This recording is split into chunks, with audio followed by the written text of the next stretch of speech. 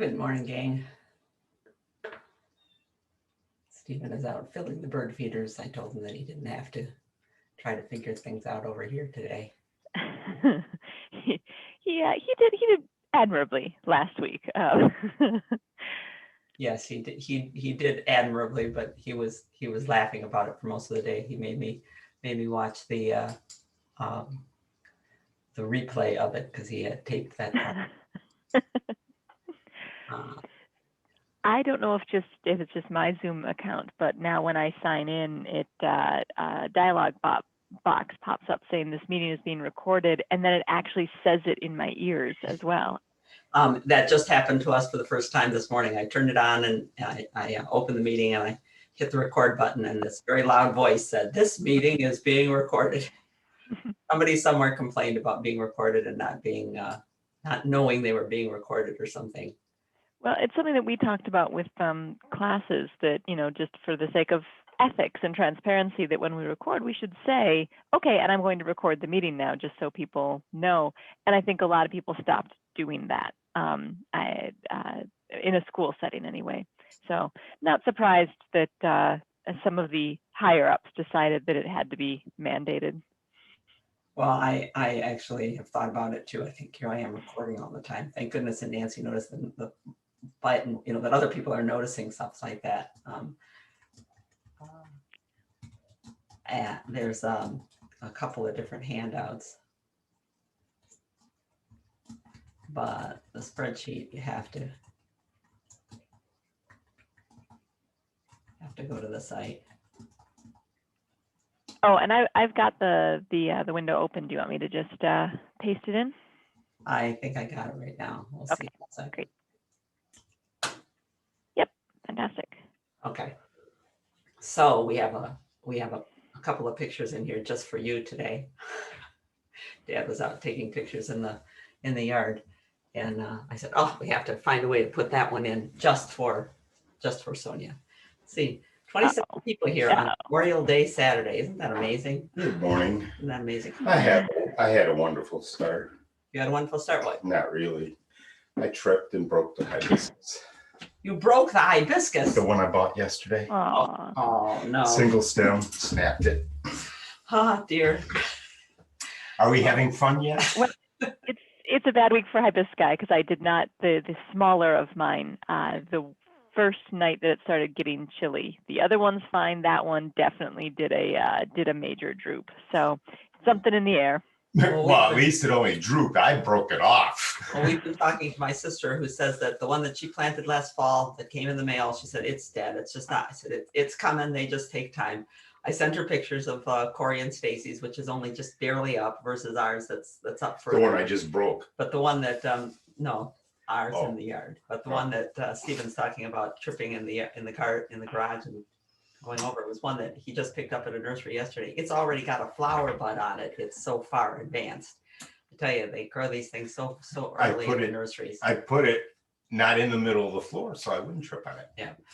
Okay. Let me make sure that for anybody new, I don't see anyone new, but then you never can tell if somebody new is hanging out.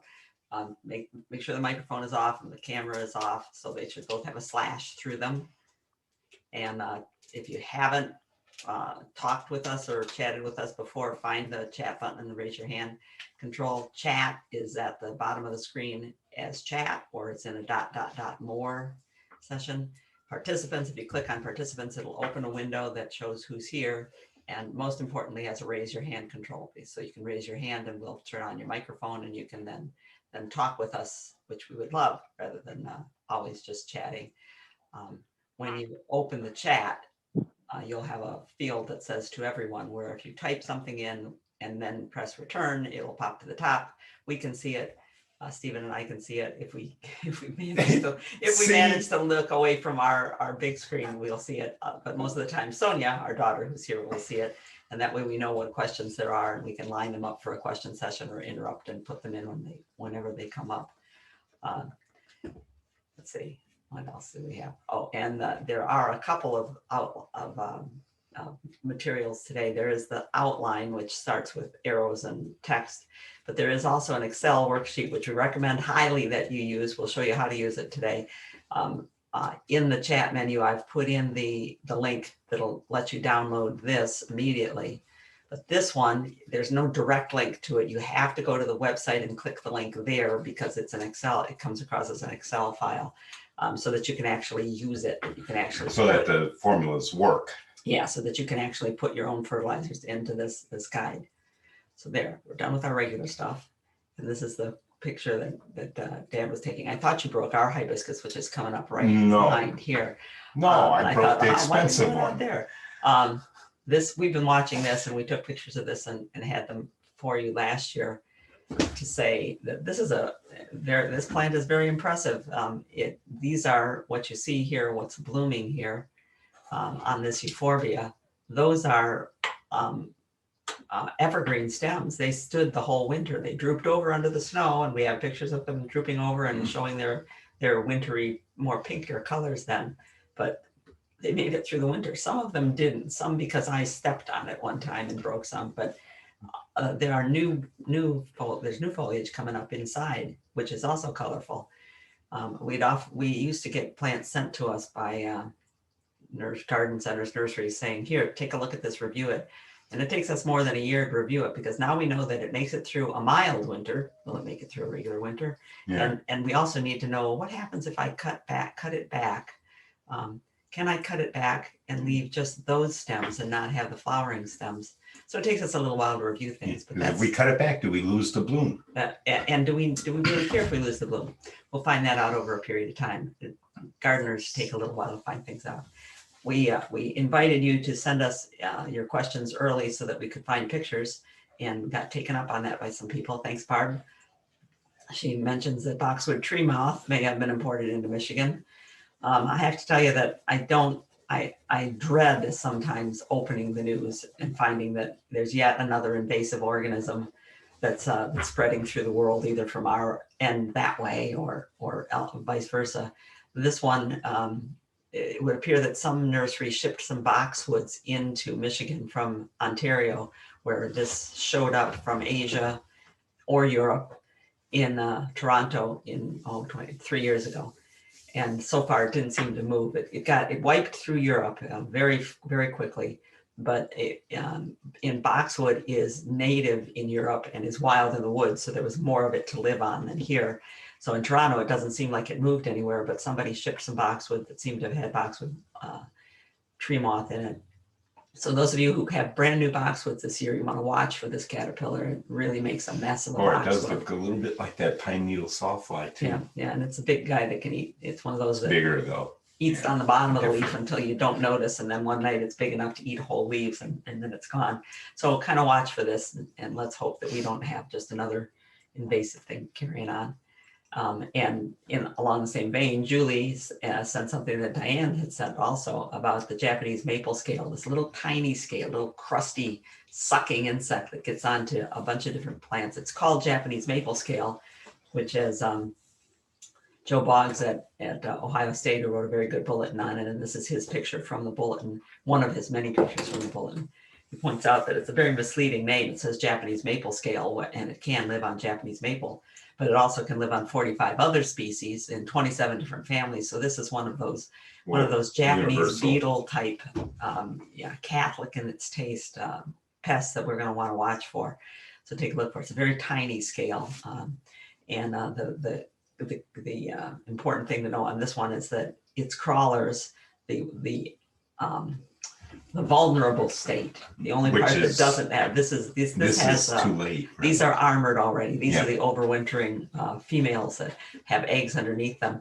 The only time you can kill most scales is when the crawlers hatch and emerge and go crawling to their new place over a period of maybe a week after they hatch. Well, when the smoke bush hatches, when the smoke bush is in full bloom, that's when these things are coming out, and that's when you would put some oil on the branches where you see them to smother those little guys.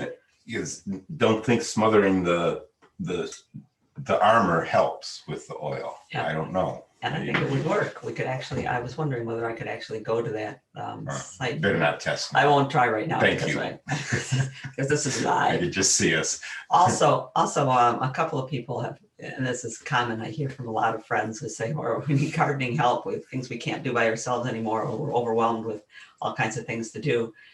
Probably I'm going to need to put something into the next newsletter that says, if you've got someone who works in your garden who needs more work, would you let us know? Because right now, Dearborn, Northwest Detroit, and Troy would really like to know if we have someone who gardens in the area. So in the case of Northwest Detroit and Troy, I'd be willing to work with the person to teach them some stuff.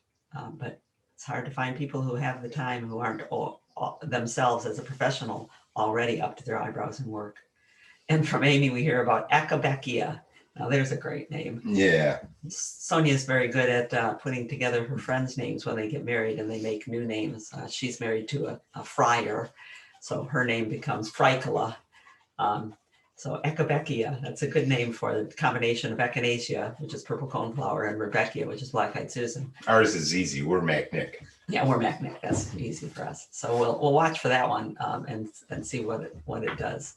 We think both plants are good plants all on their own.